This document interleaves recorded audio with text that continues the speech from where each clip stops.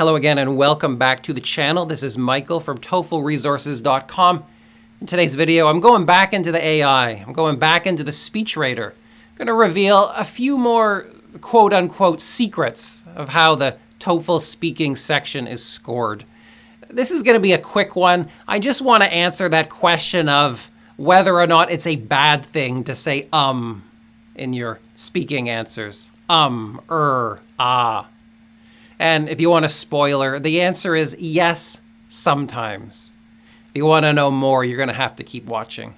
On the screen here is a SpeechWriter report from My Speaking Score.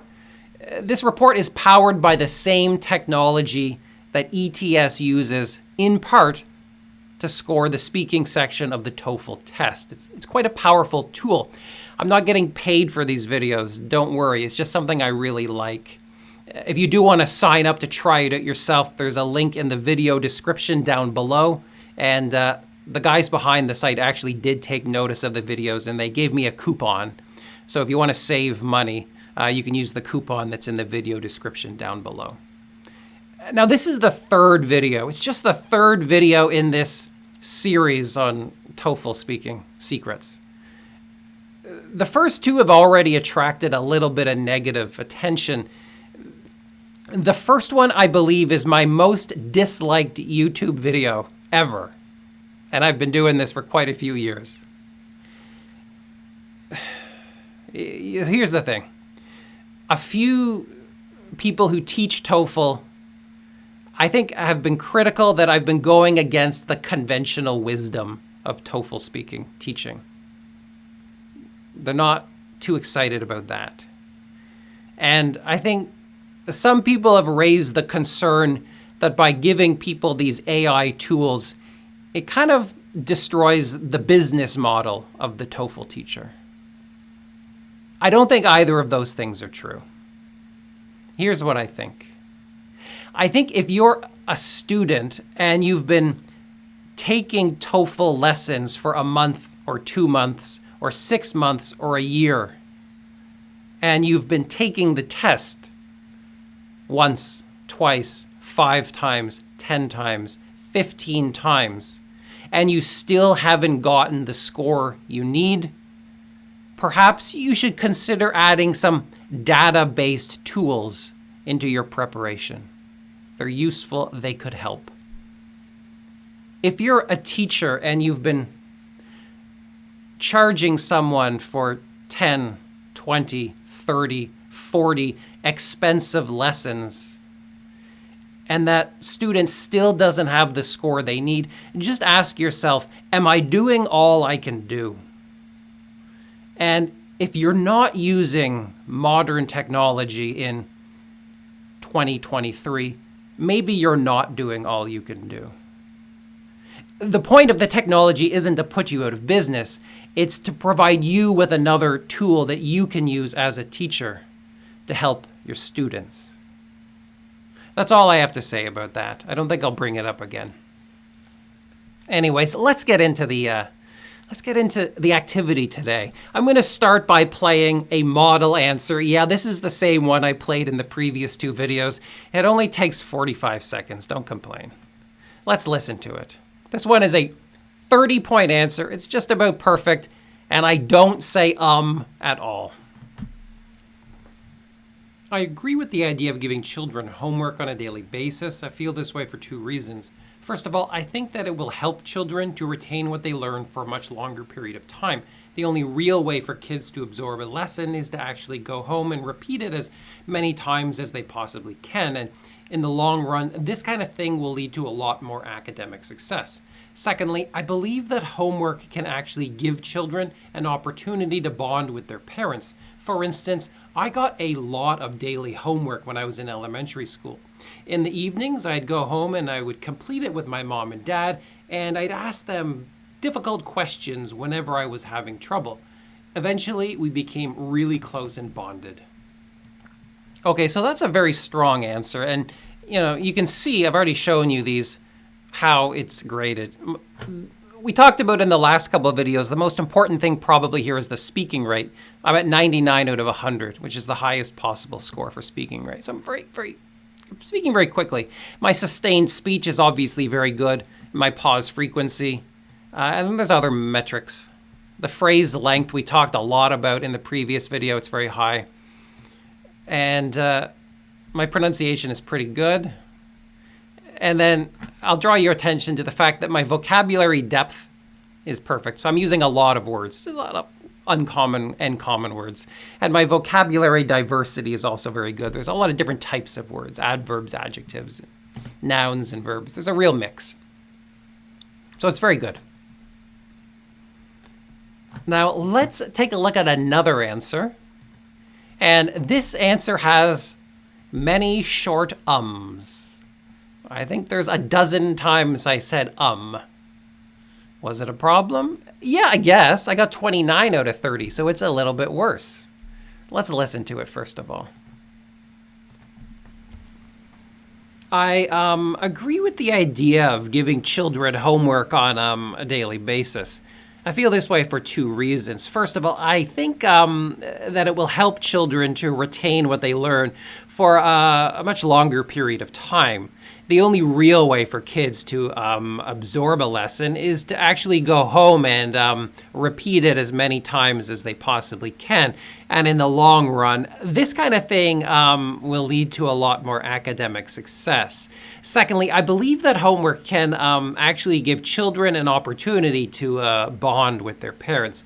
For instance, I got a lot of daily homework.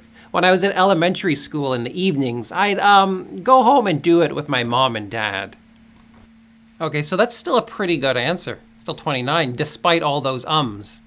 So one conclusion we can draw is that if you say and it's pretty short, it's not a big problem. But it could hurt you. But let's see how it hurt me. Well, it nudged down a few different scores. So it nudged down my speaking rate a little bit. Like I've simply got fewer words in my answer, right? Because I wasted like 5 seconds in total, maybe, saying And you can see, I actually kind of left out like a whole sentence at the end because I just didn't have time for it because all the ums slowed me down. So that nudged my score down a little bit. And then the phrase length score, it got nudged down a little bit as well. A phrase length refers to these things that we call chunks, which is the amount of words in between two significant pauses. And so I added these pauses into my answer, and so the amount of words in between pauses therefore becomes smaller. So it nudges it down a little bit. What else? Well, my pronunciation is about the same, no kidding. My vocabulary depth, that got pushed down a bunch. It got pushed down by like 10 points.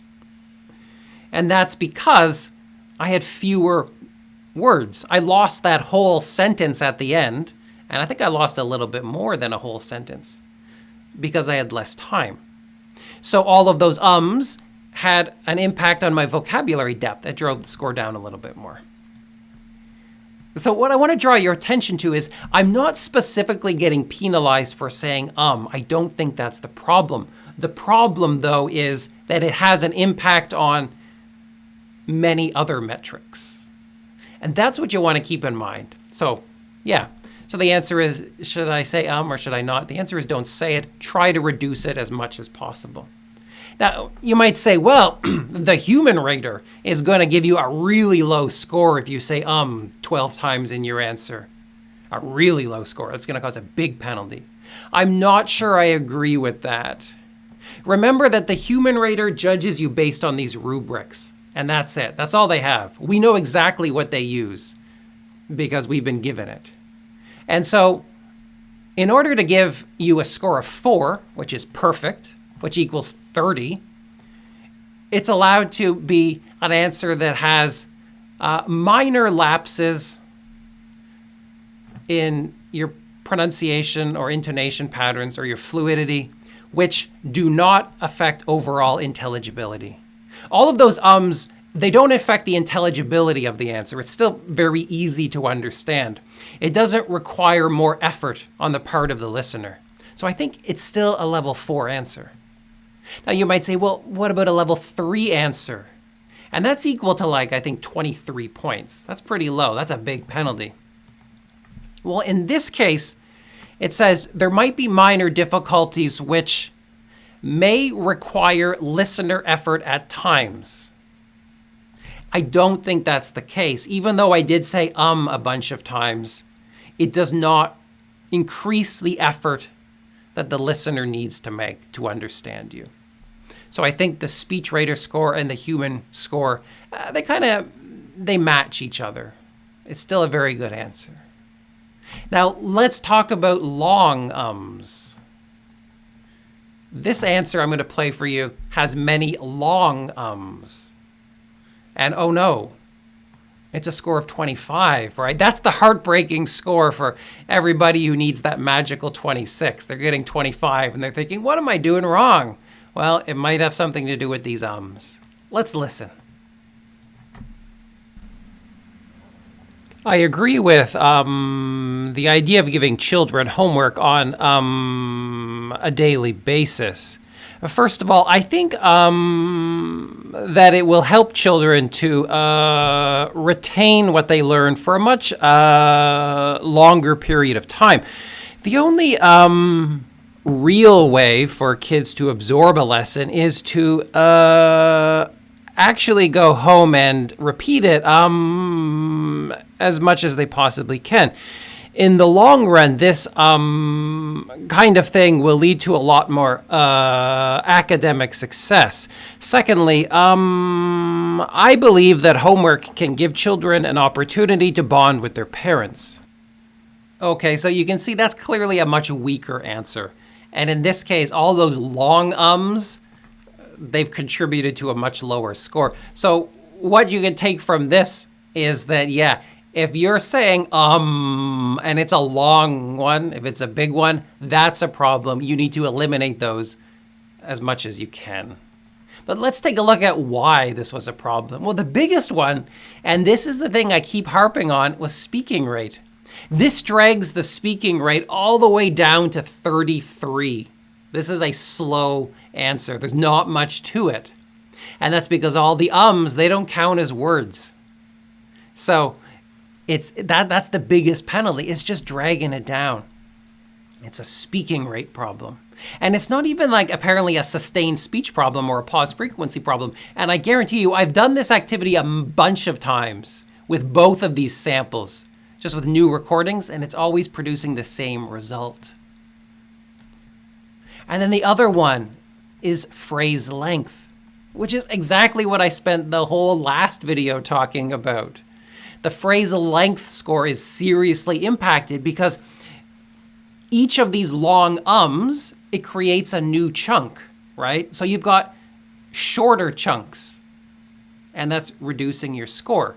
You get a pause, you get content, you get another pause, that's a chunk. So the chunks become smaller, they become shorter due to all of those ums. This also seems to have an impact on my pronunciation score, which is something I'm going to explore more. This seems pretty consistent. I'm not entirely sure why that happens, but yeah, these long ums, they kind of bring down the vowel score. Possibly because, an or an ah or an those are all like kind of vowel-driven sounds. I'll see what the experimentations show. Then the other thing is the vocabulary depth score. That's dragged way down because, I must have spent like 12 seconds saying and so I had less time for actual words. I didn't get a chance to use all those valuable and more uncommon words in my response. So that's a big penalty. So you can see this is it's the same stuff that was affected by ums that are short, but it's a bigger penalty. Now, I will mention again, grammatical accuracy and discourse coherence also get dragged down. I tend not to pay too much attention to those in the speech rater reports because they seem to have very little impact and they seem to be hard for it to calculate. But perhaps there is a connection. So again, what you can draw from this is that if you've got really long ums, even if everything else is quite good, you're going to have a problem when it comes to your score. So eliminate those long ums as much as you can. Perhaps you could eliminate them entirely, or if you're having trouble with that, maybe try to turn them into very short, very tiny ums, which have less of an impact on your score. I think I'm going to leave it at that, but if you have any questions about this sort of thing, please leave a comment down below. I'm going to continue with my researching, continue with my SpeechRater experiments, and I'll probably produce some more videos in the days and weeks ahead. I don't have answers to all of your questions, but I will be happy to try. Meanwhile, if you want to check out more from me, my website is TOEFLresources.com. If you want to try out the SpeechRater for yourself, check out myspeakingscore.com. I'm going to put some links in the video description down below, as well as a discount coupon if you want it. Right, going to leave it at that, but take care. I will see you again real soon.